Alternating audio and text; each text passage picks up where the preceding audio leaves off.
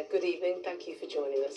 On tonight's programme, on life support, as the assisted dying bill looks set to expire, the Bishop of Newcastle says the Lord's scrutiny's part of their job. Police investigate after a car's driven into a takeaway in Newcastle in the early hours. We're live with the latest. Back on track, can Borough end their barren run and turn their form around to secure their playoff place? And Speed Queen will meet Gracie, the Teesside teenager who's taking the motorsport world by storm.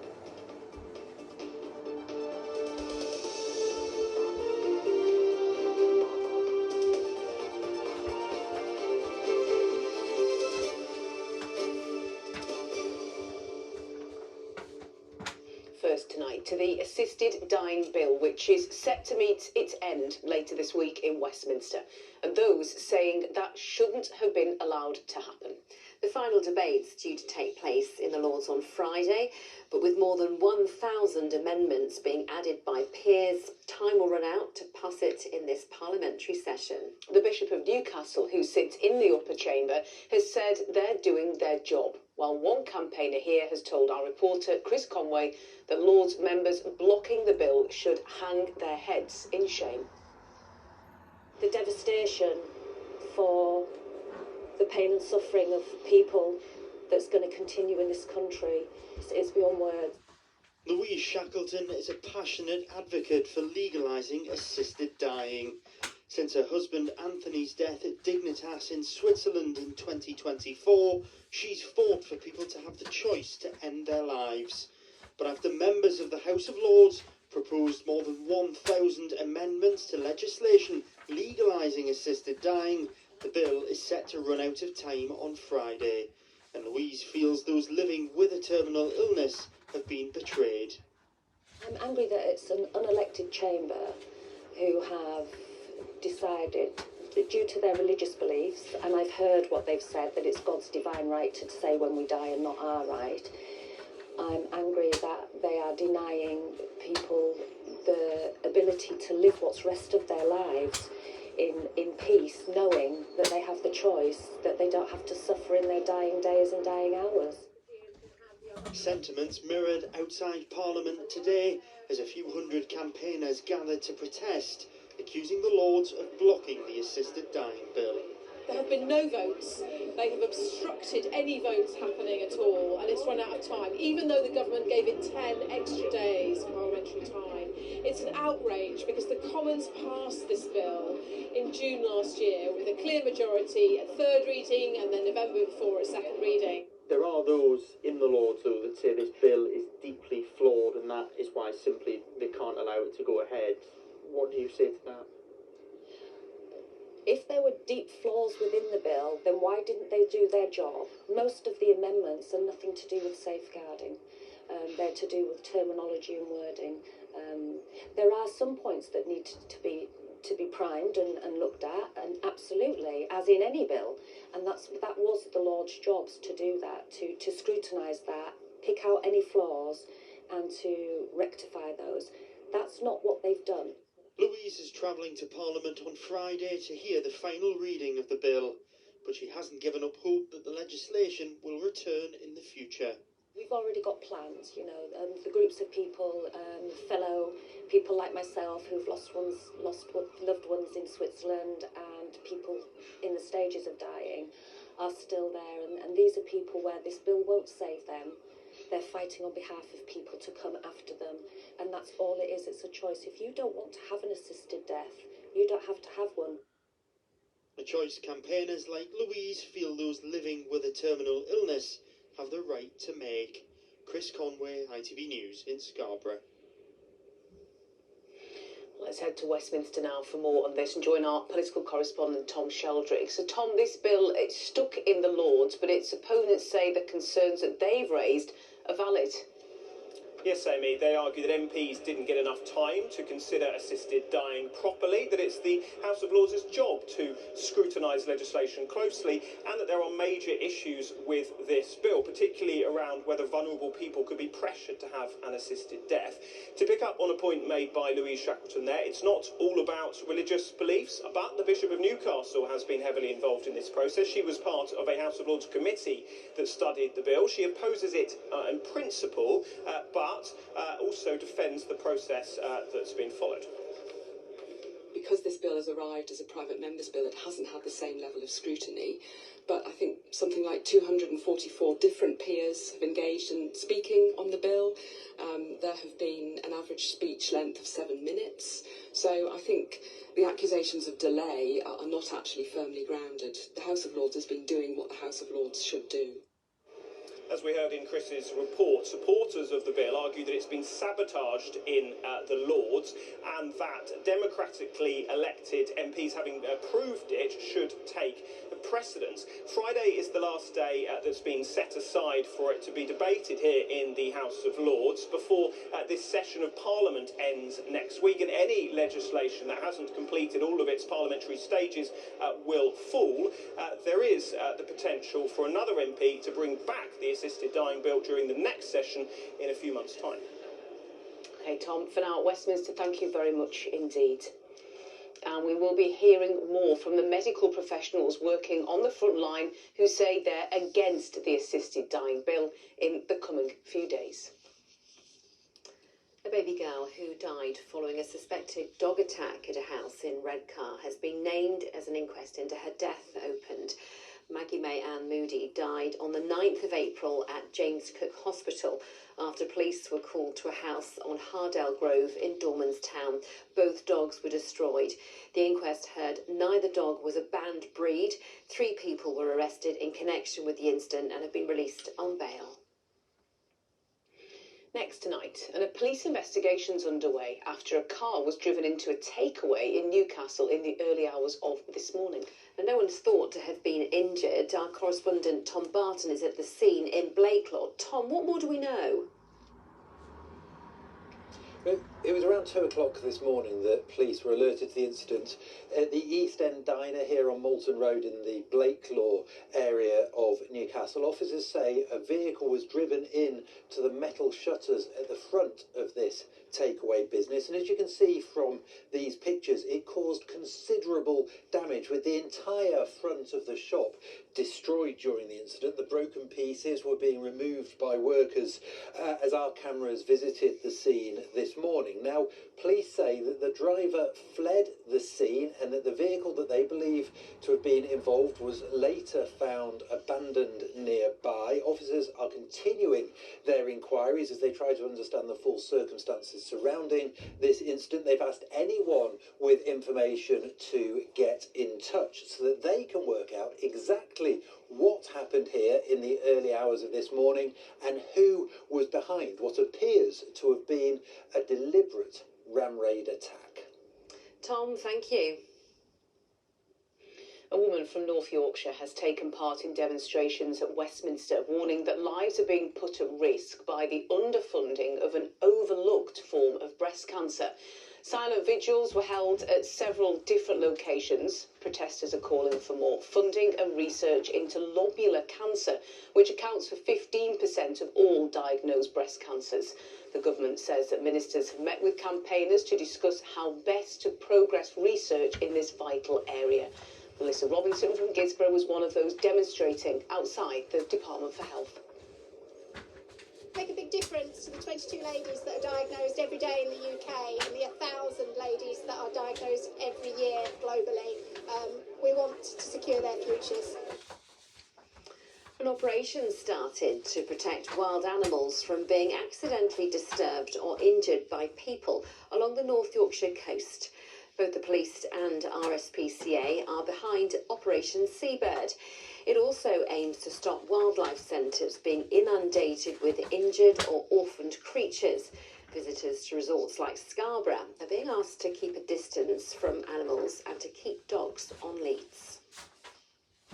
We really want to enjoy the wildlife, but it's remembering to maintain that sensible distance, and sometimes we see people perhaps a little bit over enthusiastic, wanting to get too close to dolphins, or if it's a seal on the beach, wanting to get too close. So it's really, this is what we can change. We can all change it for the better by being a bit more careful. And as we're looking to see more and more wildlife, then we need to just be really cautious what we're doing.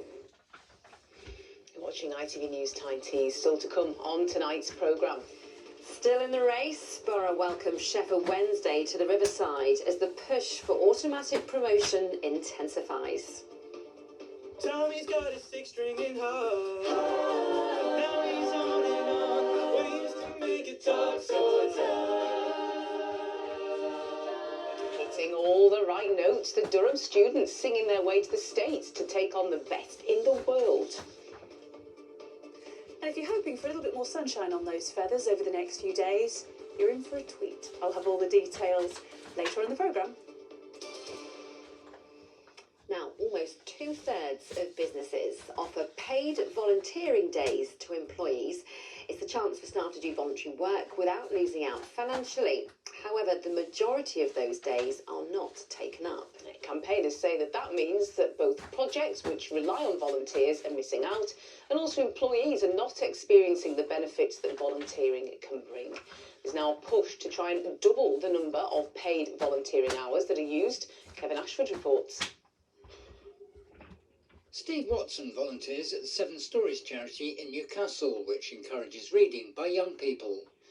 Steve says workplace volunteering like this can be very satisfying. There was a book launch a few weeks ago, for example, with preeminent sort of northeast-based writers, and the audience just enthralled, with the children absolutely lapping it up. We're handing out free stotty cake as well, so that was good fun. So it's really in the culmination of all that work is in events like that, and just seeing the centre thriving as well, and people coming in, children putting down a screen and picking up a book. That has got to be one of the key motivations for the work that Seven Stories does. Nearly 2/3 of companies in the UK now offer paid volunteering time to their employees. But a study showed that currently less than 1/3 of volunteer days were claimed. And that, campaigners say, means 140 million hours of potential volunteering were unused. An online tool has been set up to try to change that by helping would-be volunteers find an activity that fits in with their interests and is convenient. There's a real barrier to people being able to access volunteering opportunities.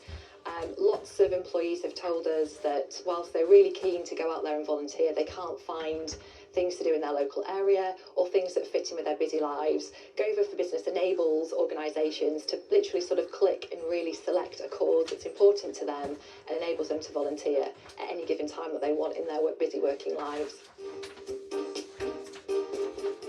The aim is to double the number of volunteering hours that are taken up, to help centres like this one, where volunteers are relied on to run many of the activities. Research shows that volunteering can help improve people's mental well-being as well as their productivity. And one estimate reckons that if all volunteering days were taken, the economic boost to the country could be worth more than £30 billion. Kevin Ashford, ITV News.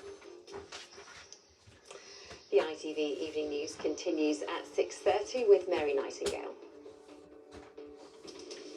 Coming up on the ITV Evening News, UK inflation rises as the war in Iran drives up fuel prices. Why scientists are saying climate change is extending hay fever misery. And how the Corrie star Beverly Callard's second stint in the jungle led to her cancer diagnosis. Do join me for those stories and more at 6:30.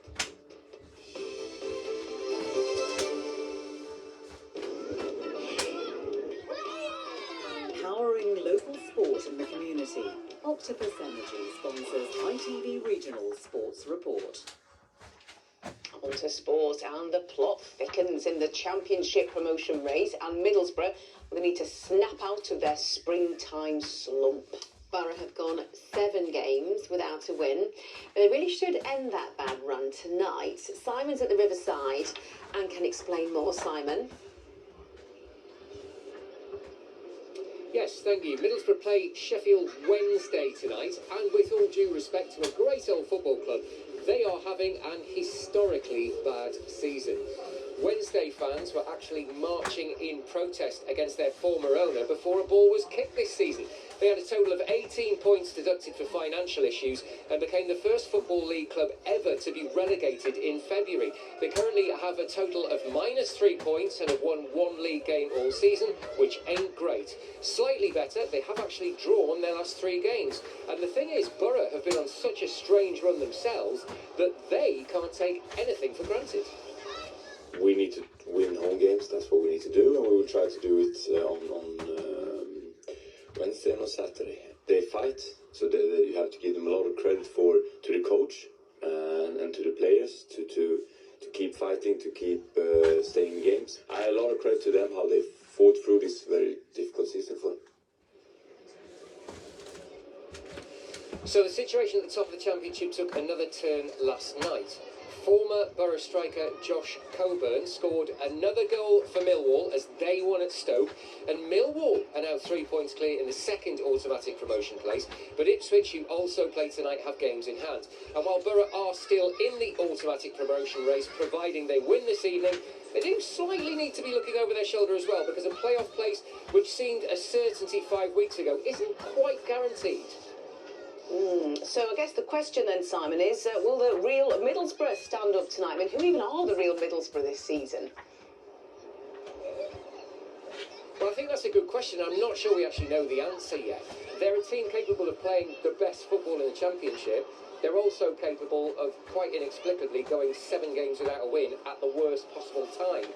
I suppose if you add it all together, you might conclude that the real Middlesbrough are good but streaky and inconsistent. Now, teams like that tend to be playoff teams, not automatic promotion teams, but teams like that really should beat Sheffield Wednesday.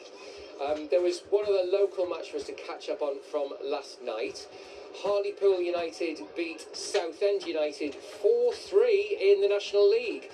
There wasn't really much on the game for Pools, but a 7-goal thriller is a 7-goal thriller, so why complain? In snooker, North Tyneside's Gary Wilson is out of the World Championship. He lost in the first round to world number 1, Judd Trump. That's it for Middlesbrough, where really the home team need to stop messing about and get back to winning ways, because despite what's happened over the past 5 weeks or so, promotion is still a life possibility for them. We will see, Simon. Thank you very much.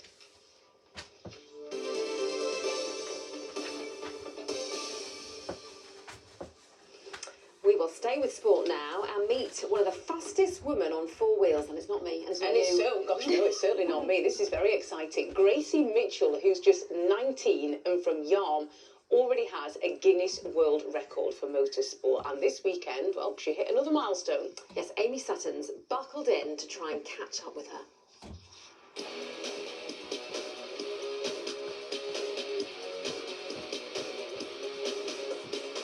This is Gracie Mitchell, 19, from Yarm, drives a Porsche 718 Cayman Club Sport, competing in the Porsche Sprint Challenge GB, a rider for your watch list. It will be blast off now. Porsche debut and a TV debut during her first ever season in the Sprint Challenge series at the iconic Donington Park.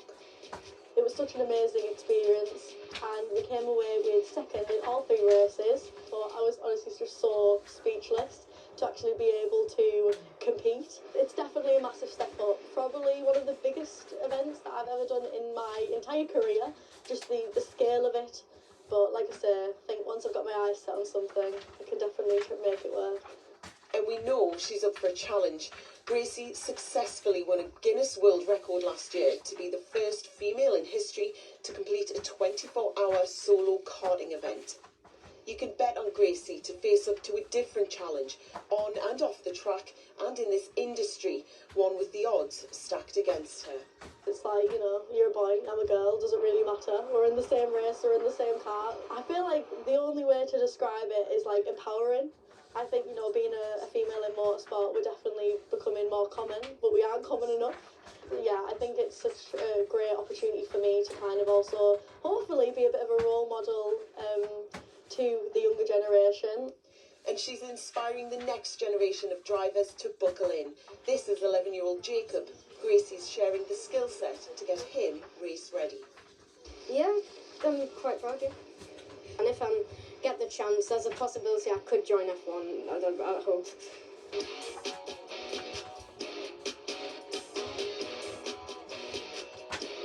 Next up, ambitions to try the tarmac at elite events around the world. I feel like for the future for myself, obviously I just want to work up through the ranks even more. Any challenge that kind of comes in my way, just want to absolutely tackle it with 1,000%. But there's no time for a pit stop before the next big thing. Amy Sutton, ITV News, Middlesbrough. Love it. Driving a Porsche at 19. I want to know what her first car was, hey? Yeah, done well, haven't you? I mean, Gracie's just so talented, a real trailblazer, and I just think she's really brave as well. Like, you know, the supermarket car park makes me nervous. I don't mind doing any racing, so good on you, Gracie. And of course, you can follow more of Grace's journey at the Porsche Sprint Challenge 2026. It will be available to watch on ITV4 and on ITVX alongside the British Touring Car Championship. Now, a change of pace. There's no racing in this one, but there is some incredible talent too, because a group from Durham University who've been balancing their studies, of course, with singing, are preparing to compete on the world stage. Yes, the Northern Lights have already been crowned national champions at collegiate a cappella for a 4th year running, and now they're travelling to the US to take on the very best in the world. Emily Reader has been along to hear their harmonies in action. Well, the vocal cords have been warmed up because this is the final sound check and rehearsals ahead of going over to America for the World Championships. And joining us now are some of the group here. Will, what is, for people who don't know, a cappella? It's like music, but only with voices, so no guitar, no drums. You might have seen it on the film Pitch Perfect. We do the same competitions. We've been all across the country competing against other university groups. He's been very modest there. They are national champions, so you're pretty good at this, safe to say. We're okay. Well, best of luck with it, Will. Thank you very much. And like you just said there, they are very good. They are national champions, but it's also not their first rodeo stateside, because this will be the 4th year they've done it. The only group in the world to hold an accolade like that. How excited are you to be heading back to the World Championships? It's a huge opportunity for us. We're super excited. It takes a lot of hard work, rehearsals, fundraising to get us over there, and this is the 4th time now, and we're hoping to build on our success of the last couple of years and coming 3rd place last year, to hopefully go and see what we can do, show them what we can do. And not to downplay coming 3rd when you consider it is a world competition, but you're chasing that title this year. We are, yeah. There's about 450 groups, I think, who applied in the first instance, but we're really good for that title this year, yeah. Absolutely. We'll be backing you and crossing our fingers from home. Mariam, you do a lot of the music arrangement. How difficult is it to make it sound just as powerful as I've heard today, using just voices? Just voices. I think knowing what tools you're working with, really, knowing what the singers can do, what they want to do, what you want to arrange. As Armin said, countless hours of rehearsals and just practice. But at the end of the day, it's what you feel most motivated to do. And it's not a hard job when you've got such great voices to work with, right? Not at all, no, they make it so easy. Perfect. Well, of course, we'll be crossing our fingers and we'll be cheering them on. No doubt they'll be pitch perfect on the day. But I couldn't have them here and not let them perform for us. So I'll let you guys take it away. 2, 3, 4. Tommy's got his 6-stringing heart. Now he's on and on. Ways to make it talk so tough.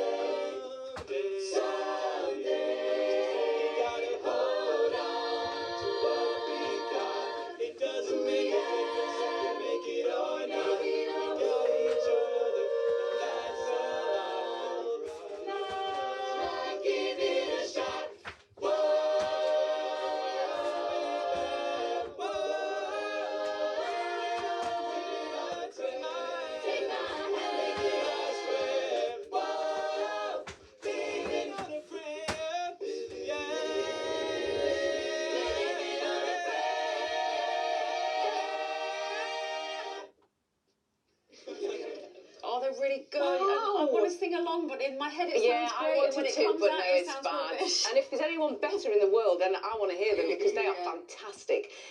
Let's have a look at the weather. Here's Joe Blythe with the forecast. Midday Mayan temples, followed by sunny afternoons on the Sound. TUI sponsors ITV Tyne's weather. Thank you. A very good evening to you. If you're in the market for some fine and warm weather, the next few days should suit you. High pressure dominates, although nights are chilly and our North Sea coast will see temperatures peg back. Inland, it's warming up, peaking on Saturday.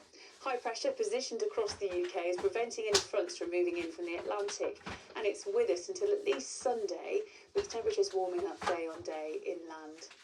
Back to this evening's details, and here in the northeast, bits and pieces of low cloud, patchy mist and fog, and also perhaps a rural grass frost as we head towards dawn, but for the most part staying above freezing, and a dry night ahead for all of us and start to Thursday. Tomorrow, the sun will be up at 5:45, setting at 8:23 tomorrow evening. It's likely to be fine from the word go for most of us tomorrow. Any early mist and lift will lift really quickly. And again, of course, North Sea coast just bearing the brunt of that breeze, so a little bit chillier there through the day, but inland a real scope for 15 or 16 Celsius, particularly down towards North Yorkshire through the afternoon, with virtually unbroken sunshine to come and staying dry tomorrow afternoon. Chilly again tomorrow night, but Friday and Saturday will be cracking days with that high pressure never too far away. Cooler along our coastline over the coming days, certainly, and into the weekend. Temperatures perhaps peaking Friday, Saturday, before we see more cloud building through Sunday to close off this week. However, the remainder of this week, thanks to that high pressure, stays dry for our part of the world. Bye-bye. TUI sponsors ITV Tyne's weather. Cracking days ahead. Cracking days. We don't get that We'll without take that. Oh no, brilliant. In just a moment, the national and international news. Now I'm back here with the late news for you just after 11. Hope to see you then. In the meantime, have a lush evening. Take care. Bye-bye. Bye-bye.